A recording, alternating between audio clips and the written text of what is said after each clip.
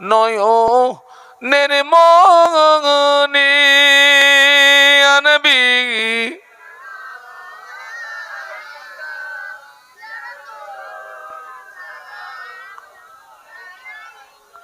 ইয়া হাবিব সালাম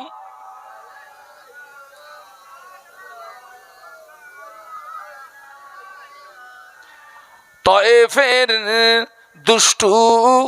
ছেলেরা মোর নবীকে পাগল বলিয়া